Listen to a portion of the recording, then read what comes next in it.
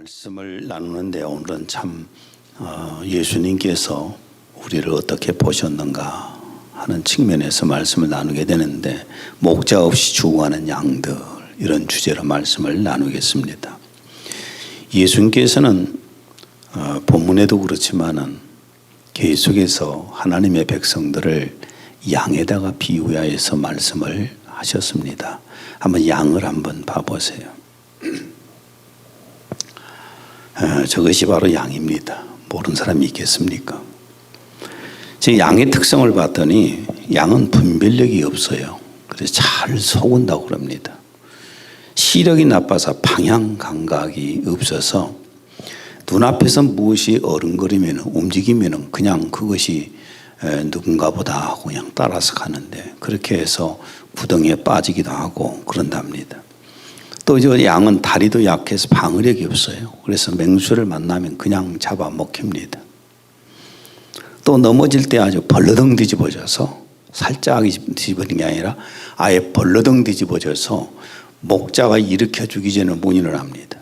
그래서 목자가 이렇게 세워도 이게 몇 초 동안을 어지러워 가지고 방향 감각을 못 잡는답니다. 이게 양이라고 그래요. 양은 목자가 없으면 먹이를 찾는 것에 정신이 빠져가지고 그냥 계속 가버린답니다. 그래서 양은 목자가 없으면 길을 잃고 헤매이다가 죽습니다. 그런데 예수님께서 하나님의 백성들을 이런 양에다가 비유하셨단 말입니다. 요한복음 10장 4절. 자기 양을 다 내놓은 후에 앞서가면 양들이 그의 음성을 아는 고로 따라오되. 수많은 동물들도 많이 있는데 왜 하필 하나님께서는 당신의 백성들을 이런 양에다가 비유를 했을까? 이 어리석은 양, 방향감각도 없는 양, 방어력도 없는 양, 왜 이런 양에다가 비유를 하셨을까? 하나님의 백성들의 영적인 모습이 양의 특성과 비슷하다고 그럽니다.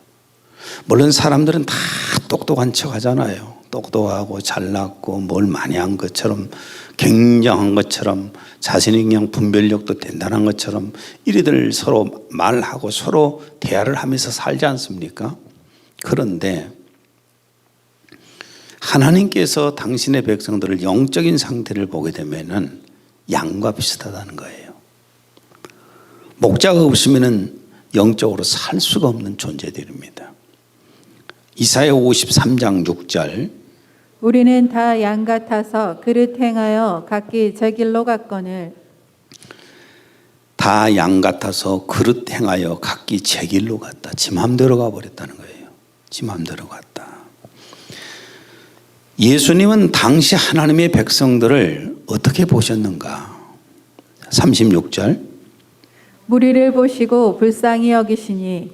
원어에 보면 창자가 끊어지는 듯한 연민과 동정심을 느꼈다. 그러니까 당신을 찾아오고 있는, 지금 여기저기 사방에서 사람들이 몰려오고 있는 사람들을 보시면서 장이 끊어지는 듯한 연민과 동정심을 느끼셨다는 겁니다. 그럼 어떤 측면에서 그들이 그렇게도 불쌍했을까?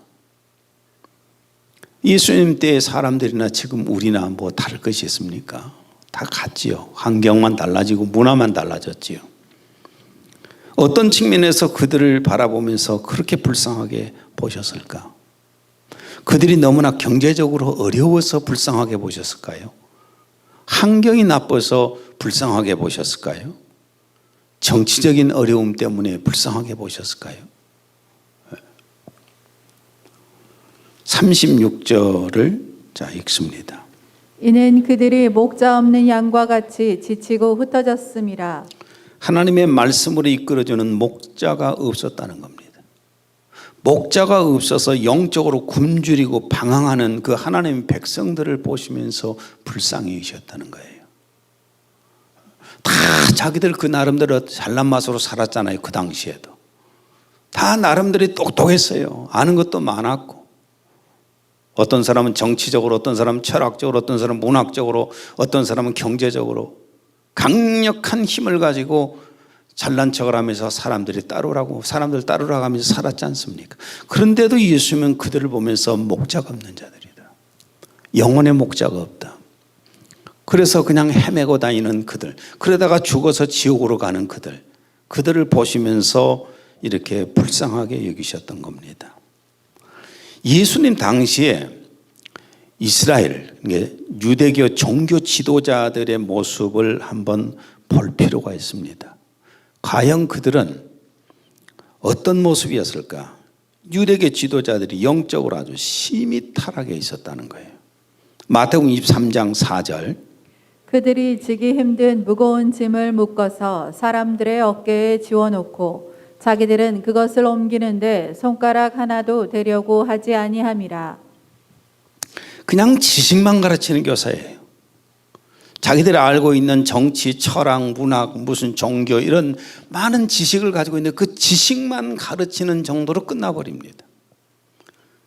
그리고 자기들은 실천하지 않는다고 말해요. 삶의 모델이 되질 않아요. 우리가 더불어서 살아야 된다 하면서도 자기 욕심만 챙기고 있고, 어려운 사람 도와야 한다면서도 그 사람 전혀 도울 생각을 안 하고 있고, 이런 모습을 살아가고 있었어요, 당시에. 그러나 지식은 열심히 가르쳤습니다.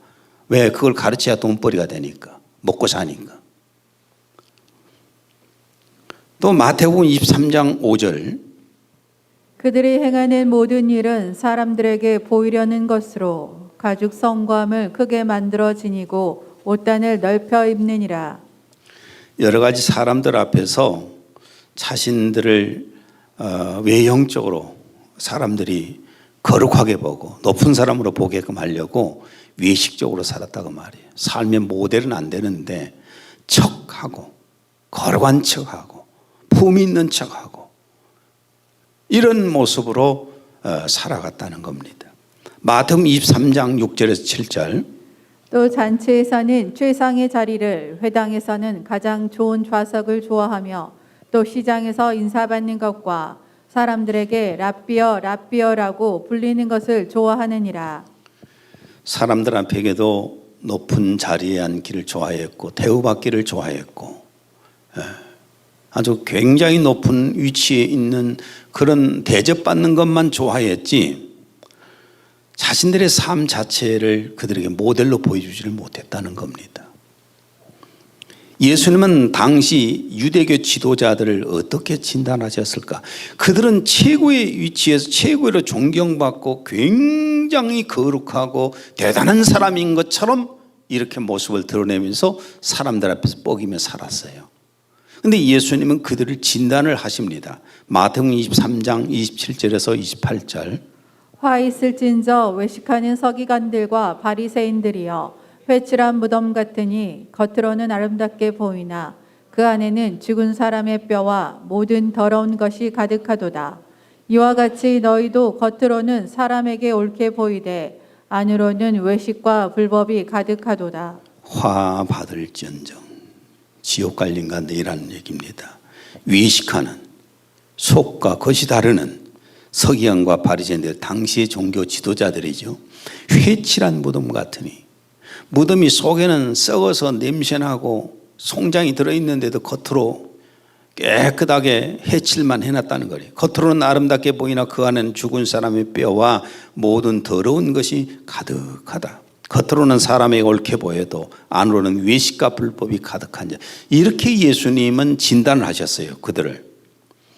이게 오직 부와 권력과 명예에 빠져 있다 보니까 영적인 것이 눈에 보이지 않는 거예요. 여러분, 분명히 사람은 전지전능하지 않습니다. 사람은 전지전능하지 않아요. 사람은 한쪽이 밝으면 한쪽이 어둡게 돼 있어요. 이게 너무나 당연한 치거든요. 대개가 보면은 자기는 완벽한 것처럼 이렇게들 생각하지만은 그렇지가 않아요. 나 같은 경우도 정말 단면이 너무너무 두드러진 것들이 참 많아요. 저 같은 경우는 길을 못 찾잖아요. 길을 못 찾습니다. 제 동생이 한번 올리기도 했는데 고향을 찾아가면서 고향길도 잊어버리고 다른 데로 갔다고. 너무 길이 어두워요, 사실은. 내비가 너무 감사해요. 근데 또 뛰어난 면도 없잖아 있어요. 한쪽이 조금 뛰어나면 한쪽이 약해지게 돼 있어요. 완벽한 하나님과 같은 그런 존재는 없는 것입니다. 자꾸 세상 것에 눈이 밝아 있으면 영적인 것은 아예 안 보이게 돼 있어요. 그런데 이들은 부와 권력과 명예, 세상적인 것에 빠져 있다 보니까 영적인 것이 눈에 보이질 않았어요. 그래서 그들은 결국 따르는 교인들을 어디로 데리고 갈까요? 지옥으로 끌고 갑니다. 그 따라가는 그 교인들은 자기 지도자가 최고라고 생각하거든요. 영도자라고 생각하거든요. 굉장하다고 생각하거든요. 근데 따라가서 보니까 지옥이에요. 마태복음 15장 14절. 그들은 맹인이 되어 맹인을 인도하는 자로다. 만일 맹인이 맹인을 인도하면 둘이 다 구덩이에 빠지리라. 주님이 보실 때에는 정치적으로, 경제적으로, 문학적으로 아니면은 무슨 철학적으로 이런 많은 교리적으로 이런 것에는 굉장히 눈이 밝은 것처럼 보이는데 주님이 보실 때는 영적으로는 소경들이라고 말이에요. 맹인들이라고 말이에요. 맹인 따라가면 결국은 지옥에 떨어지는 거 아니겠어요? 마태복음 23장 13절 15절. 너희가 사람들에게 천국을 닫아버려서 너희 자신도 들어가지 않고 들어가려고 하는 사람들도 들어가지 못하게 하기 때문이라. 너희가 한 사람의 계종자를 얻으려고 바다와 육지를 두루 다니다가 얻고 나면 그를 너희보다 2배나 더 악한 지옥의 자식으로 만들기 때문이라. 너희가 사람들에게 천국을 닫아버려서 천국 갈 수 있는 길을 닫아버린 거예요. 말씀으로. 하나님 말씀은 바르게 가르쳐 주는데 그것을 천국 가는 길을 아예 그냥 다르게 가르쳐 가지고 천국문을 닫아버렸다는 겁니다. 그를 너희보다 2배나 더 악한 지옥 자식 만들어 버린다. 여러분 교회 목사가 이쪽으로 살짝 가지 않습니까? 그러면 성도들은 한참 가버려요. 그렇죠? 주일날 목사가 어쩌다 예배를 한번 빠졌다고 해봐요. 성도들은 예배를 밥 먹듯이 빠져버려요. 교회 목사가 기도를 안 하지요. 교인들은 아예 반도 안 합니다. 이게 목사를 따라가는 교인들의 모습이에요. 그러니까 목사가 빗나가면 교인들은 더 빗나가 버립니다. 2배나 지옥 자식이 되어버리는 거예요. 당시 유대계 지도자들이 가르치는 것은 그럼 무엇을 가르쳤을까? 마태복음 15장 9절. 사람의 계명으로 교훈을 삼아 가르치니 나를 헛되이 경배하는도다. 예수님이 지금 진단하시는 거예요. 지금 예수님 말씀이죠. 사람의 계명으로 교훈을 삼아 가르친다. 하나님의 말씀을 가르친 것이 아니라 사람이 만든 철학, 교리, 어떤 종교의 교리, 윤리 이런 많은 것들을 가르친다는 거예요. 그런 것을 전통과 또 교리 이런 것을 가르쳐서 결국은 사람들 하여금 하나님을 온전히 믿지 못하게 만드니까 나를 헛되이 경배하는구나. 주일날 와서 예배를 드리는데 그 예배가 하나님께 올려지는 것이 아니라 하나님께서 외면해버린 예배가 된다는 얘기입니다. 예수님은 그들의 결국에 대해서도 어떻게 말씀하셨는가? 마태복음 23장 33절. 뱀들아 독사의 새끼들아 너희가 어떻게 지옥의 판결을 피하겠느냐. 정말 잔인하게 말씀하시잖아요. 뱀들이라고 그럽니다. 그 당시에 종교 지도자들. 지금은 교회 지도자지요.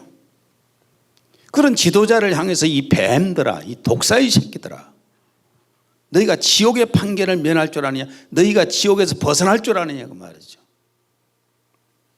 아주 무서운 말씀을 하십니다. 이렇게 영적 지도자들이 타락에 있었기 때문에 하나님의 백성들은 말씀을 먹지 못해서 영적으로 방황할 수밖에 없었다는 거예요. 마태복음 9장 36절. 주께서 무리를 보시고 그들을 가엾게 여기시니 이는 그들이 목자 없는 양과 같이 지치고 흩어졌음이라. 그들이 영적으로 하나님 말씀을 먹여주지 못하니까 영적으로 죽는 거예요. 그래서 기진맥진해 있어요. 예수님은 그리스도 초림 때, 주님이 오신 그 초림 때에 유대계 지도자들과 하나님의 백성들의 신앙이 타락되었던 것처럼 주님 오실 때, 예수 그리스도가 재림에 오실 때의 모습도 비슷하다고 말씀하십니다. 누가복음 18장 8절. 인자가 올 때에 세상에서 믿음을 보겠느냐. 세상에서 믿음 찾기가 어렵다는 겁니다. 많은 성경학자들은 계시록의 2장과 3장에는 7개의 교회가 나오지 않습니까? 근데 그 마지막 7교회 교회, 라오디아 교회를 예수님 재림 때 모습의 교회다, 이렇게 많은 성경학자들이 또 얘기를 합니다. 계시록 3장 14절에서 20절.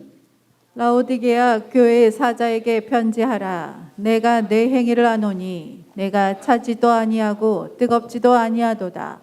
내가 차든지 뜨겁든지 하기를 원하노라. 내가 이같이 미지근하여 뜨겁지도 아니하고 차지도 아니하니 내 입에서 너를 토하여 버리리라. 볼지어다 내가 문 밖에 서서 두드리노니 누구든지 내 음성을 듣고 문을 열면 내가 그에게로 들어가 그와 더불어 먹고 그는 나와 더불어 먹으리라. 주일날 예배를 가고 싶으면 가고 안 가고 싶으면 안 가기도 하고 바쁘면 안 가고 시간 여유가 있으면 가고 또 교회에 간다 할지라도 어떤 이권을 위해서 가고 이런 모습이 바로 라오디게아 교회의 모습입니다. 근데 가장 비참한 게 뭔 줄 아십니까? 예수님이 교회 밖에 계신다는 거예요. 예수면 교회의 머리십니다. 예수면 교회의 주인이십니다. 왕이십니다. 그러니까 이 교회의 왕이시고 주인이시고 머리십니다. 예수님이 주관하시고 주장하셔야 되는 겁니다. 그런데 예수님 밖에 계신다면 그 교회는 교회가 아니지요. 그냥 세상 교회예요. 이게 가장 비참한 모습이에요. 근데 7개 교회 중에서 가장 큰 교회가 라오디게아 교회예요.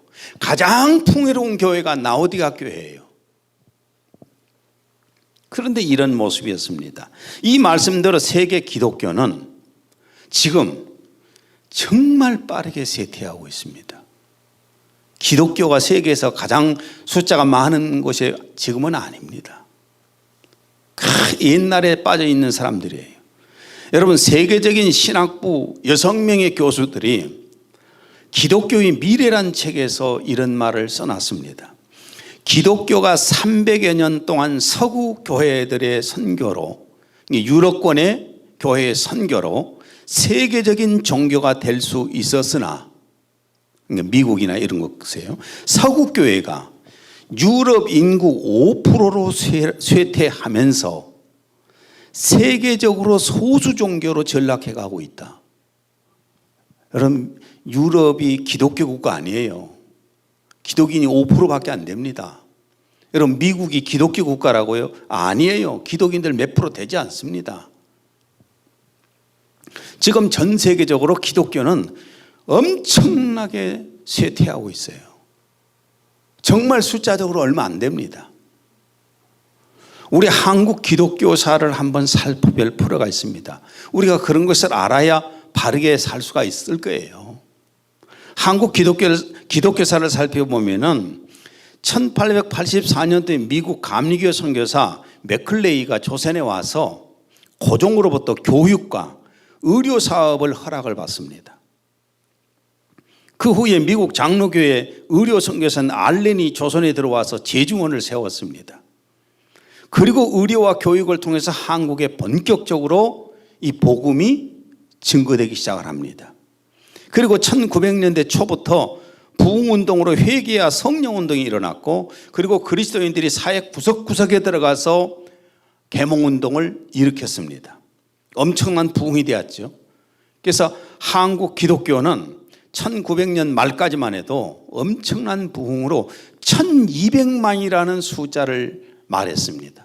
기독인 숫자가 1200만이라고 했습니다. 그런데 2000년 초부터 한국 교회는 서서히 붕괴되기 시작을 했습니다. 그 첫째가 산업화로 말미암아서 사람들이 자꾸만 대도시로 몰려오니까 고향을 버리고 대도시로 몰려오니까 시골 교회는 텅텅 비기 시작을 했고 도시 교회들 가운데 대형 교회들이 생겨나기 시작을 했습니다. 그러니까 도시의 대형 교회는 시골에서 몰려온 사람들이에요.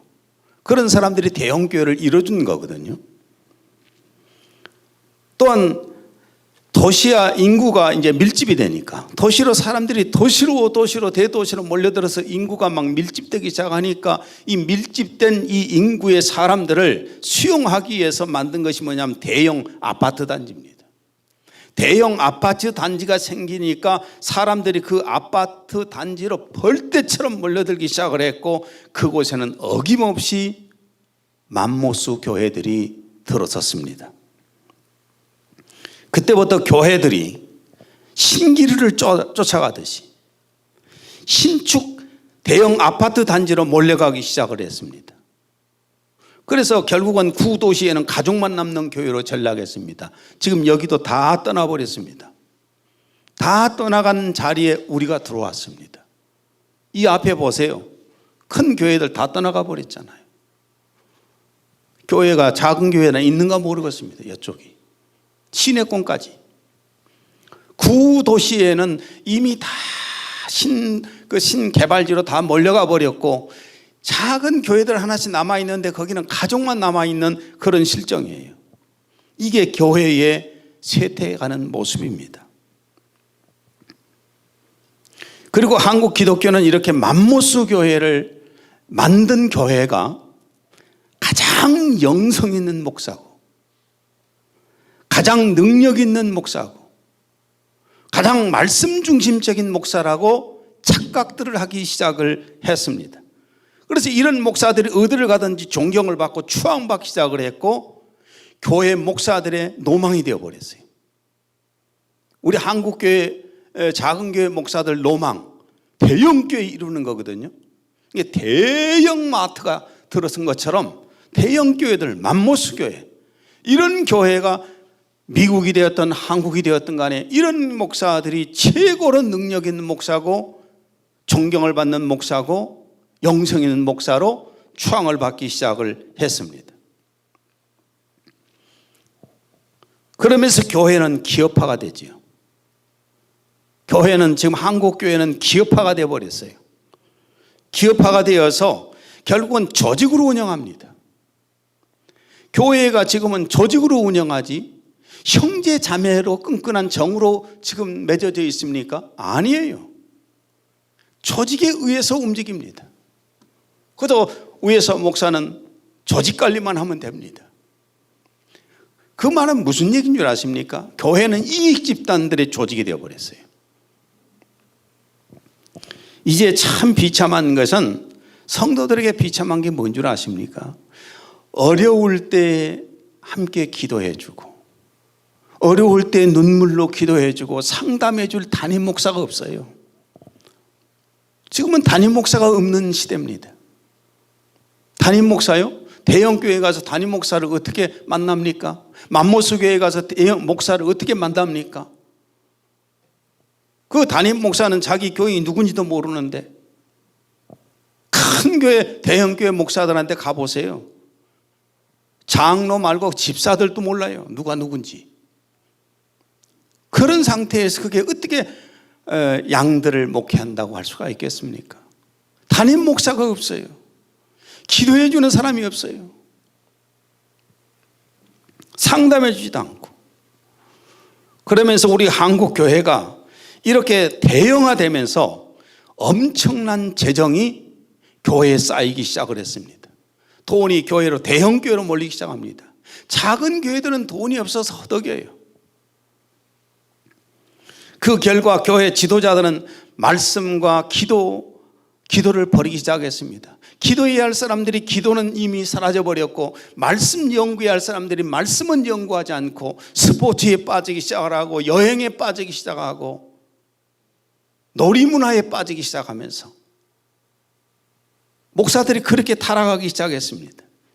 그러면서 교회 지도자들과 교회가 세상 사람들에게 밟히기 시작했습니다. 마태복음 5장 13절 너희는 세상의 소금이니 소금이 만일 그 맛을 잃으면 무엇으로 짜게 하리요? 후에는 아무 쓸데없어 다만 밖에 버려져 사람에게 밟힐 뿐이니라. 지금 교회가 세상에 밟힌다는 것은 누구나 다 아는 사실이잖아요. 얼마나 교회를 우습게 쳐다보고 얼마나 밟고 그럽니까? 그런데 이렇게 되고 나니까 그때부터 자유주의 신학이, 소위 자유주의 신학이 교회 지도자들의 신앙 속에 파고듭니다. 목사들의, 신학자들의 이 속에 파고들기 시작을 했어요. 자유주의 신학이 뭐냐? 근대 지식, 과학, 윤리학을 통해서 기독교를 해석하는 거예요. 인간의 지식들, 인간의 윤리, 인간의 과학, 이런 것들로 성경을 이해를 해보려고 한다고 말이에요. 그러니까 성경을 인간의 이성, 감정, 경험, 과학 이런 것들을 가지고 해석을 하려고 하는, 이게 여러분 인간의 이성으로 이해가 됩니까? 홍해바다가 갈라진 얘기가 이성으로 됩니까? 말씀으로 세상을 창조하신 얘기가 이성으로 이해가 됩니까?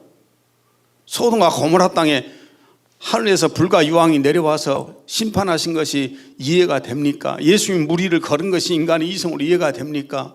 오병이어 칠병이어 사건을 예수님이 그 행하신 것을 이성으로, 과학으로 이해가 됩니까? 죽은 자가 살아나고 병든 자를 고치고 귀신이 눈에 보이지 않는데 쫓겨나가고, 이런 것이 인간의 이성으로, 과학으로, 상식으로 이해가 되냐고 말이에요. 그러니까 성경은 다 무용지물이 되어버린 겁니다. 영적인 가르치질 않게 되어 있어요. 자유주의 신학이 교회 지도자들에게 빠르게 파고 들어가니까 강단에서 쏟아져 나가는 메시지가 뭐냐? 자유주의 신학이에요. 인간의 이성으로 충분히 이해가 되고 감정을 부추기고 경험에 맞고 이런 지식들이 열심히 전해집니다. 사람들은 좋지요. 왜? 자기가 이해할 수 있으니까. 자기 감정을 또 위로해 주니까. 경험에 맞는 얘기를 하니까. 그러려면 교회에 와서 그걸 배울 필요 뭐 있습니까? 그 결과 교인들은 영적인 세계를 모릅니다. 영적인 세계를 아무리 얘기해도 이제는 받아들이려고도 안 해요. 천국이 있다? 관심 없는 얘기예요. 예수 그리스도의 부활, 재림, 누가 얼마나 그걸 믿고 있습니까? 성도들의 자기 몸의 부활, 이것들을 사모하지 않습니다. 이제는 지금 오늘날 한국의 기독인들이 대부분이 이 땅에서 편리를 위한 종교생활로 바뀌었습니다. 이 땅에서 잘 먹고 잘 살고 문화생활하고 충분히 누리는 이것으로 바뀌어버렸어요. 천국을 사모하지 않습니다. 예수 그리스도의 재림을 기다리지 않습니다. 자신의 몸의 부활을 지금 생각도 않습니다. 이렇게 변해버렸어요. 이게 바로 자유주의 신학의 영향이라고 하는 것입니다.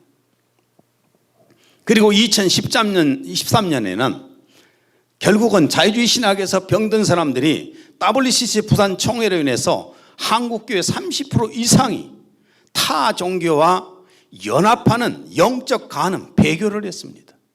자유주의 신학의 결과입니다. 야고보서 4장 4절, 가늠한 여인들아, 예수 그리스도의 피로 구원받은 하나님의 자녀들, 성도들입니다. 그런데 그 성도들에게 타 종교가 연합되면 어찌 될까요? 간음한 자요, 타락한 자요, 더러운 자입니다. 정말 맛있게 쌀밥을 지어가지고 자녀들에게 먹이려고 엄마가 쌀밥을 다 만들었어요. 그러고 나서 화장실 가서 똥을 한 푼 써갖고 와서 확 부어놓고 먹으라고 해봐요.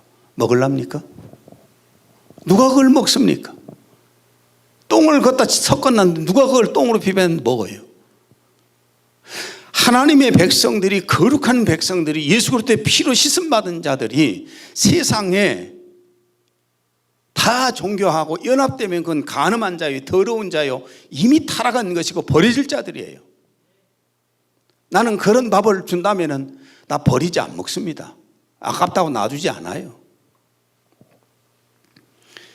이렇게 교회와 지도자들이 단체로 배교하는 사건은 예수 그리스도의 재림 징조입니다.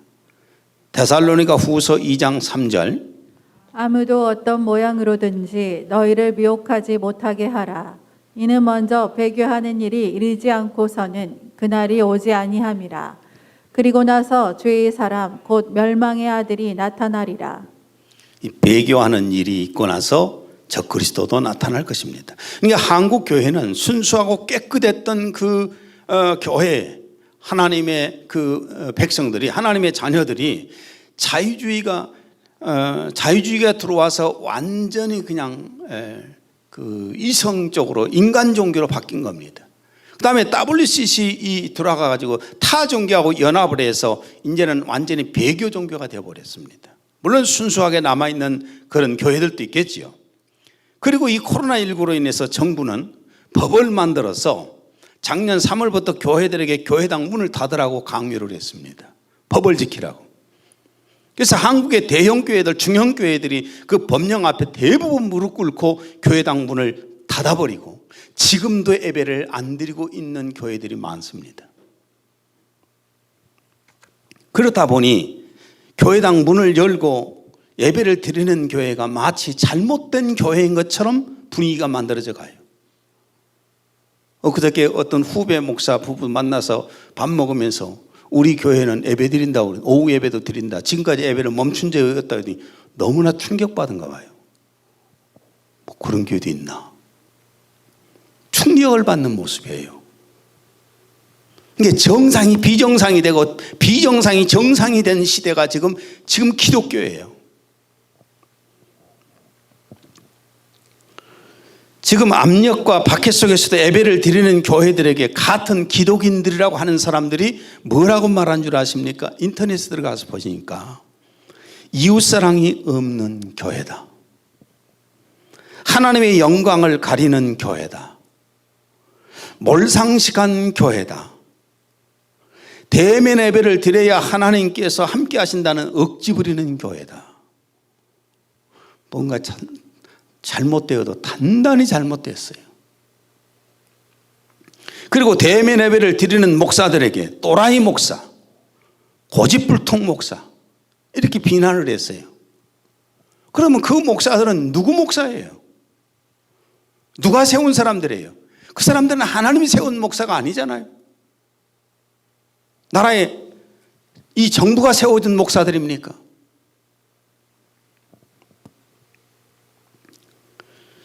지금 이렇게 한국교회는 하나님의 명령대로 예배를 드리는 교회와 정부의 명령에 더 권위를 두어서 교회당 문을 닫아버린 교회, 이 두 개로 나눠졌습니다. 세상에서는 어느 쪽을 진짜로 봐줄까요? 코로나19로 인해서 예배를 안 드린 교회가 진짜로 볼까요? 예배를 드리는 교회를 세상에서는 진짜로 볼까요? 세상에서는 안 드린 교회가 진짜 교회예요. 언론에서도 보세요. 술집에서 막 계속해서 몇 명이 나와도 별 크게 문제를 안 삼는데 교회가 한두 명 딱 나오면 막 대서특필해버려요. 크로즈업 시켜가지고 보도를 하고. 이런 상황 속에서 예배를 드린다는 것이 참 힘들기는 힘들겠죠. 그러나 우리는 목숨 걸고 신앙생활을 해야 할 사람들이에요. 왜냐? 천국을 믿잖아요. 예수 그리스도의 재림을 믿잖아요. 가짜들 말 들을 것이 없어요. 요즘 또 인터넷에 운영하는 사이버 교회, 여러분 사이버 교회가 굉장히 지금 부흥을 일으키고 있습니다. 온라인 교회, 실체가 없는 교회라고 말해요. 그냥 교회란 이름을 걸고 이런 교회들이 지금 엄청나게 생겨나고 있어요. 여러분, 교회는 헬라어로 에클레시아입니다. 분리해서 나온 자들의 집단이라고 말해요. 함으로는 가르칠 교자, 모일 회자, 신자들의 공동체라고 말해요. 에베소 2장 21절에서 22절. 그분 안에서 건물 전체가 함께 맞추어져 주 안에서 거룩한 성전으로 자라가며 또한 그분 안에서 너희도 성령을 통하여 하나님의 거처로 함께 지어져 가고 있는 것이니라. 한 사람 한 사람 이 지역교회라는 것은 물론 우주적인 무형교회가 있겠지요. 그런데 이 지역교회는 모일 때의 교회입니다.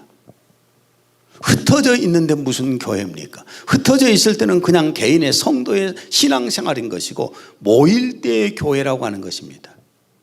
모이지 않는 교회가 무슨 놈의 교회입니까? 모일 해자예요. 그러니까 모여서 예배하지 않는 교회는 교회가 아니에요.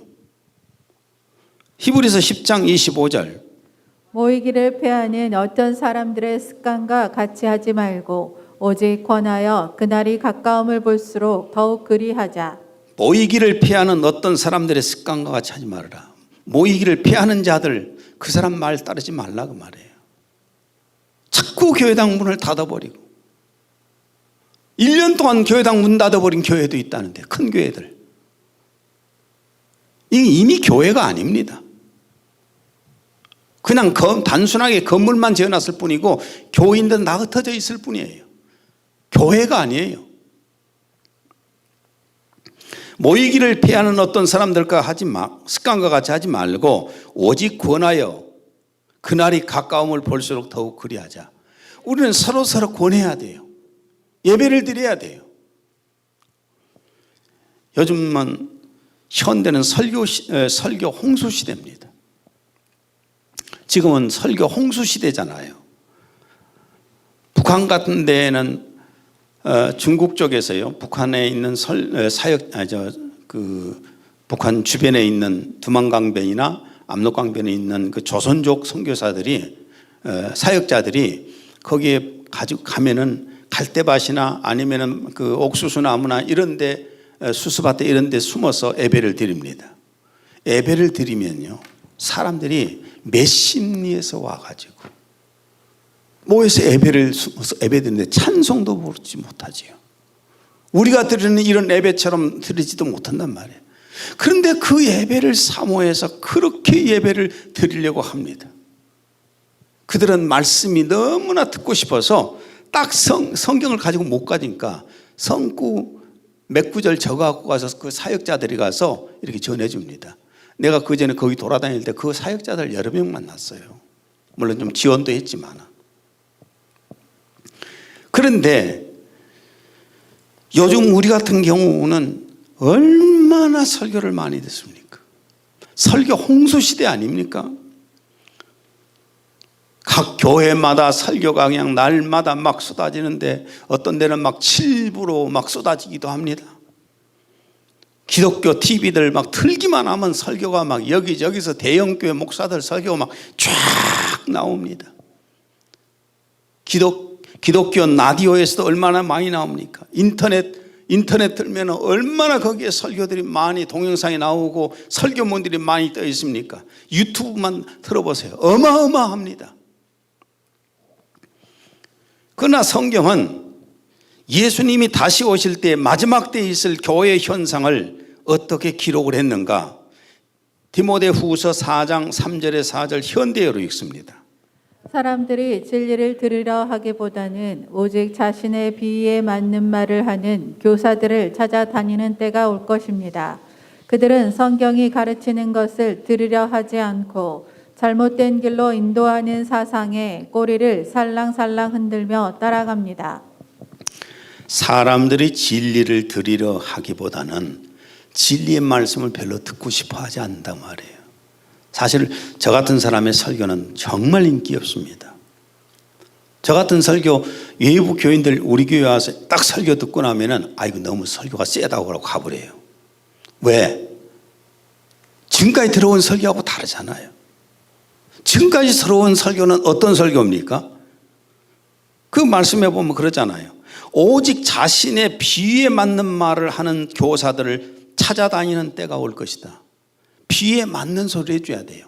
위로해주고 격려해주고 잘 된다고 하고 축복해주고 이런 대로 사람들은 쫓아다니게 된다고 말해요. 그들은 성경이 가르치는 것을 들으려 하지 않는다. 잘못된 길로 인도하는 사상에 꼬리를 살랑살랑 흔들며 따라갑니다. 현대의 번역이 이렇게 돼 있어요. 아모스 8장 11절에 13절을 읽습니다. 주 여호와의 말씀이니라. 보라, 날이 이를지라. 내가 기근을 땅에 보내리니 양식이 없어 주림이 아니며 물이 없어 가람이 아니요 여호와의 말씀을 듣지 못한 기갈이라. 사람이 이 바다에서 저 바다까지 북쪽에서 동쪽까지 비틀거리며 여호와의 말씀을 구하려고 돌아다녀도 얻지 못하리니 그날의 아름다운 처녀와 젊은 남자가 다 갈아여 쓰러지리라. 예전에 제가 한번 말씀을 드렸는데 어느 장로교 장로님 식사를 같이 하는데 자신의 가족은 부부하고 그 자녀들하고는 토요일 날만 되면은 춘천으로 간다는 거예요. 그 긴 시간을 7시간 걸린대요. 춘천까지 간답니다. 그래서 춘천에 가서 펜션을 빌려서 하룻밤을 자고 거기 모 교회에 가서 예배를 드리고 오후에 내려온답니다. 그래서 내가 그랬어요. 아니 강주에 그 많은 교회가 있는데 왜 그렇게 가십니까? 그랬더니 거기를 가야 복음 설교를 들을 수 있고 거기를 가야 예수 그리스도의 부활, 성도의 부활, 예수님의 재림 설교를 들을 수 있다는 거예요. 그래서 그 먼 길까지 간다는 겁니다. 강주에도 있을 겁니다. 그랬더니 큰 교회를 거의 다녀봤다는 거예요. 거의 다녀봤는데 그런 설교를 듣지 못했다는 겁니다. 왜 설교 홍수 시대에 복음과 부활의 설교를 들을 수가 없는 건가? 요즘 설교들이 그렇습니다. 자유주의 설교, 종교 혼합주의 설교, 세상 권력에 아부하는 설교, 인간의 철학적인 설교, 전통적인 설교, 인간의 교리로 만든 이 설교들. 수없이 많은 설교들이 나오고 있습니다. 그리스도의 복음이 전파되질 못하고 있어요. 마태복음 15장 8절. 이 백성이 입으로는 나에게 다가오고 또 입술로는 나를 공경하여도 그들의 마음은 내게서 멀도다. 사람의 계명들을 교리들로 가르치니 그들이 나를 헛되이 경배하는도다. 사람의 계명들을 교리들로 가르치니 그들이 나를 헛되이 경배한다. 입술로는 믿는 척 하는데 마음은 멀다는 겁니다.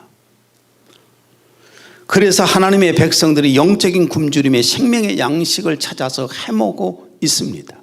36절 다시 한번 읽습니다. 주께서 무리를 보시고 그들을 가엾게 여기시니 이는 그들이 목자 없는 양과 같이 지치고 흩어졌음이라. 근데 이런 타락한 속에서도요, 종교 지도자들이 타락하고 교인들이 타락해 있는 이런 상황 속에서도 깨어있는 하나님의 백성들이 예수님 당시에도 있었습니다. 그러니까 그리스도의 초림 때 영적 타락 속에 신앙의 사람들이 있었다는 거예요. 누가복음 1장 5절에서 6절. 유대왕 헤롯 때에 아비야 반열에 제사장 한 사람이 있었으니 이름이 스가랴요 그의 아내는 아론의 자손이니 이름이 엘리사벳이라. 이 두 사람이 하나님 앞에 의인이니 주의 모든 계명과 규례대로 흠이 없이 행하더라. 요한의 아버지 사가랴하고 그 어머니 엘리사벳이 아주 하나님 앞에 의인이었어요. 흠없는 사람들, 이런 신앙인도 당시에 있었다고 말해요. 그리고 하나님의 약속을 믿고 예수 그리스도의 초림을, 메시아가 오실 것을 간절하게 사모하고 기다리던 시몬과 안나가 있었습니다. 누가복음 2장 25절에서 26절. 예루살렘에 시므온이라 하는 사람이 있으니 이 사람은 의롭고 경건하여 이스라엘의 위로를 기다리는 자라. 성령이 그 위에 계시더라. 그가 주의 그리스도를 보기 전에는 죽지 아니라 하는 성령의 지시를 받았더니 의롭고 경건하게 살면서 하나님께서 보내주신다 한 메시아를 간절하게 기다리는 이런 사람도 있었다는 겁니다. 누가복음 2장 36절에 37절. 또 아셀 지팔 바누엘의 딸 안나라 하는 선지자가 있어 나이가 매우 많았더라. 이 사람이 성전을 떠나지 아니하고 주야로 금식하며 기도함으로 섬기더니. 이런 사람도 있었어요. 안나 같은 사람.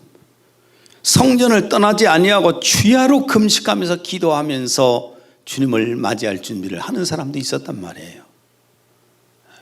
그러니까 그 홍수 속에 먹을 물이 있었다는 겁니다. 생수가 있었다는 겁니다. 예수님 재림 때도 모든 교회가 다 타락한 것은 아닐 겁니다. 모든 그리스도인들이 다 타락한 것은 아닐 것입니다. 지금도 살아있는 교회가 있고 지금도 깨어서 예수 그리스도의 재림을 사모하면서 성도의 부활을 사모하고 천국을 사모하면서 있는 그런 교회도 있고 교인들도 있습니다. 우리 예능교회가 한 사람 한 사람 모두가 다 믿음을 지키면서 예수 그리스도의 재림을 기다렸으면 좋겠어요. 저도 마찬가지고 여러분도 마찬가지고 예수 그리스도의 재림을 기다리다가 주님 오시는 날 마지막 나팔 소리에 우리가 부활되어서 들림받아 올라갔으면 좋겠습니다.